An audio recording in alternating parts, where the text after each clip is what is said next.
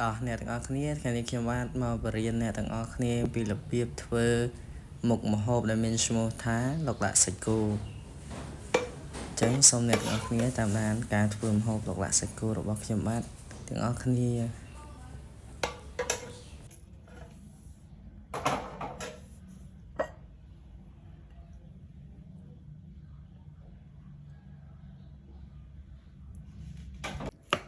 មុនដំបូងហ្នឹងយើងមកមើលពីការហាន់សាច់របស់យើងនៅក្នុងការធ្វើឡុកឡាក់សាច់គោបាទនៅក្នុងការហាន់សាច់របស់យើងហ្នឹងគឺយើងហាន់ស្ដើង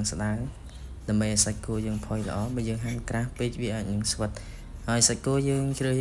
យកសាច់គោស្រស់សាច់គោខ្មែរយើងអ្នកទាំងអស់គ្នាតែយកសាច់គោណាដែលអត់មានសរសៃកុំឲ្យវាស្វិតពេលយើងញ៉ាំទៅមានរសជាតិឆ្ងាញ់តែម្ដង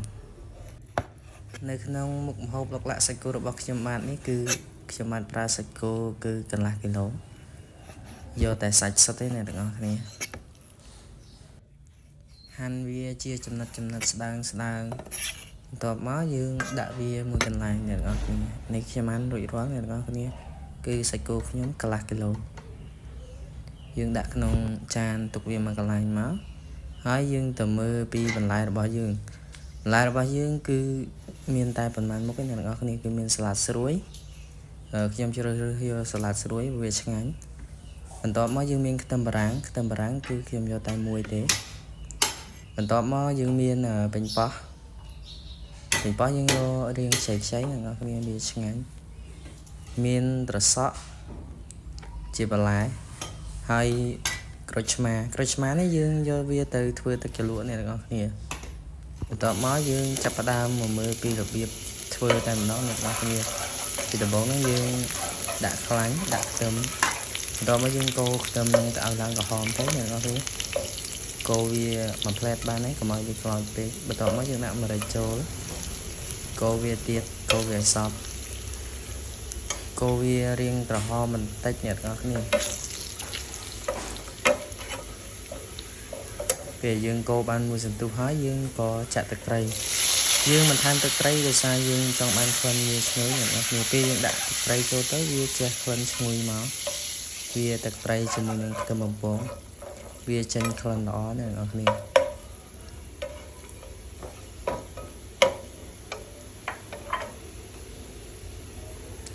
បន្ទាប់ពីយើងដាក់ទឹកត្រីហើយយើងដាក់ប្រេងខ្យង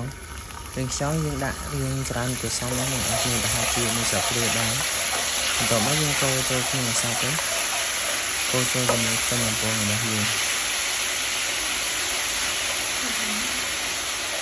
បន្ទាប់ពីយើងដាក់ប្រេងខ្យងកូរមួយសន្ទុះហើយយើងក៏ចាប់ផ្ដើមដាក់គ្រឿងចូលគ្រឿងអ្នកទាំងអស់គ្នាអាចដាក់ហើយពេលយើងបំពងខ្ទឹមក៏បានពេលយើងដាក់សាច់គោចូលហើយចំណែកដាក់គ្រឿងក៏បានដែរតាមចំណង់ចំណូលចិត្តរបស់អ្នកទាំងអស់គ្នាបន្ទាប់មកយើងដាក់សាច់គោចូលសាច់គោរបស់យើងគឺកន្លះគីឡូបន្ទាប់មកយើងកូរត្រឡប់ទៅឲ្យចូលជាតិជាមួយនឹងខ្ទឹមបំពងរបស់យើងអ្នកទាំងអស់គ្នា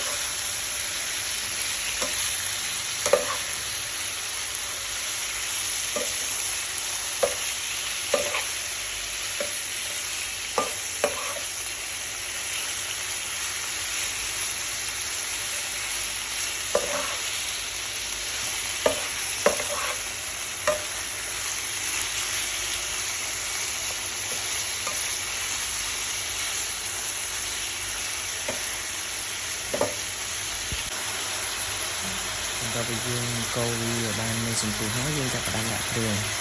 គឺដាក់ម្សៅស៊ុបខ្នុរនិងនេះគឺម្សៅរ៉ូឌីហ្នឹងមួយស្លាបព្រាកាហ្វេមកកូរវាសិនមកអ្នកនរគ្នាឲ្យវាកលាយម្សៅស៊ុបខ្នុរយើងចូលទៅក្នុងសាច់គោឲ្យវាមានរសជាតិឈ្ងុយឆ្ងាញ់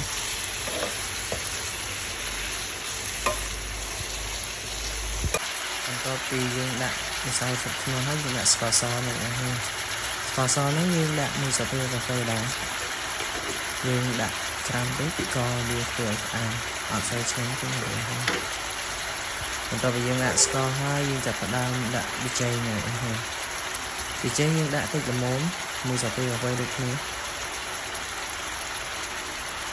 រោយវាឲ្យសព្វមកអ្នកទាំងអស់គ្នា ប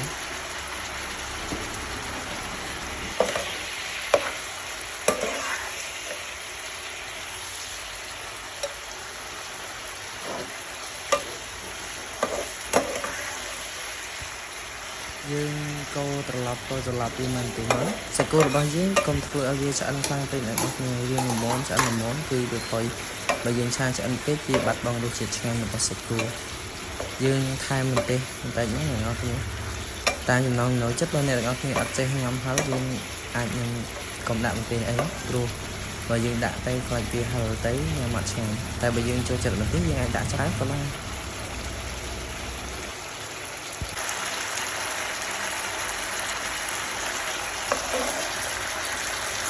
ក៏ពេលយើងឆាទុកវាមកតែថាអ្នកទាំងអស់គ្នាយើងឆ្អិនហើយយើងចាប់ផ្ដើមបិទភ្លើងយកទៅធ្វើទឹកជ្រលក់ម្ដងអ្នកទាំងអស់គ្នា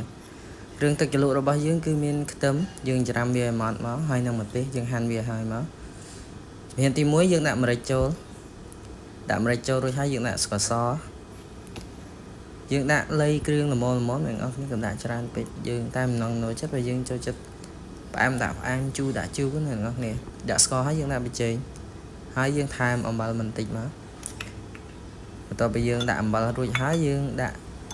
ក្រូចឆ្មាអ្នកទាំងអស់គ្នាក្រូចឆ្មាយើងដាក់រៀងច្រើនគួរសមមកព្រោះយើងទឹកលក់យើងធ្វើអំបិលម្រេចអញ្ចឹងយើងត្រូវការក្រូចច្រើនដើម្បីឲ្យវាមានរសជាតិឆ្ងាញ់បន្ទាប់មកយើងដាក់ទឹកចូលទឹកយើងដាក់ច្រើនមកល្មមគួរសមអ្នកនរគ្នាបើសិនជាយើងបន្លែយើងច្រើនយើងធ្វើទឹកជ្រលក់ច្រើនបើសិនបន្លែយើងតិចយើងធ្វើទឹកជ្រលក់មកល្មមបានហើយអ្នកនរគ្នាបន្ទាប់មកយើងកូរវាឲ្យរលាយគ្រឿងអំបិលប៊ីចេងស្កររបស់យើងណាបន្ទាប់ពីកូររួចហើយយើងថែមទឹកត្រីបន្តិចខ្ញុំដាក់ទឹកត្រីដោយសារតែខ្ញុំប្រើអំបិលតិចចឹងហើយថែមទឹកត្រីបើអ្នកទាំងអស់គ្នាដាក់អំបិលរៀងច្រើនយើងមិនថែមទឹកត្រីទេព្រោះវាធ្វើឲ្យវាប្រៃពេកបន្ទាប់មកយើងរៀបបន្លែរួចហើយយើងចាក់ឡុកឡាក់សាច់គោរបស់យើងដាក់លើបន្លែមកយើងមុននឹងចាក់យើងកុំភ្លេចកំដៅសាច់យើងឲ្យក្តៅអ្នកទាំងអស់គ្នាតោះតែក្តៅយើងដាក់ទៅលើខ្ទឹមបារាំងយើងទៅវាធ្វើឲ្យវាឆ្អិនតែម្ដងតោះមកយើងបន្ថែមបន្ទេសទៀតបើសិនជាយើងចូលចិត្តហឹរខ្លាំងយើងអាចដាក់ឲ្យច្រើនដែរអ្នកនរគ្នាវាបន្ថែមរសជាតិឆ្ងាញ់នៅលើហ្នឹងផងដែរមុខម្ហូបឡុកឡាក់សាច់គោរបស់យើងគឺឆ្អិនហើយ